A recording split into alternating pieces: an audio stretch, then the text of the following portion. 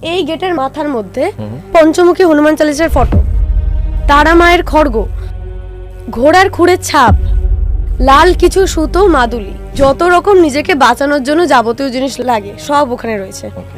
তখন রাত্রির 12:30। লাস্টের যে ঘরটা, ওই ঘরটা আমরা স্টোরি ডিসকাস করছি সবাই মিলে। ওরা স্পষ্ট না সাউন্ডটা পেয়েছে, ঠিক কেউ যদি ট্রেনের মধ্যে এইভাবে হামা দেয়, এইভাবে ঠিক হাঁটছে, চচ্চর করে সাউন্ড হচ্ছে।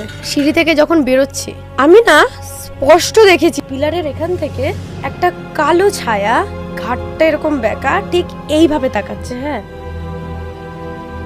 আবার ঢুকে যাচ্ছে। গাটা হুট করে আমার ভারী হয়ে গেল অতিরিক্ত, আর আমি শ্বাস নিতে আমার কষ্ট হচ্ছিল।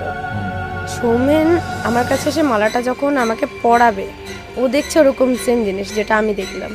মা ফিল করলো কেউ যেন সরে গেল, তো মা সাথে সাথে এরকমভাবে ঘুরেছে, দেখলো কিছু একটা কালো কিছু খুব স্পিডে সরে গেল। আর কিছুক্ষণ পর দেখলাম সিঁড়ির পাশেই যে জানলাটা, ওই ঘরের ওই জানলাটার ওখানে এইভাবে, মানে এইভাবে সাউন্ডটা করলো।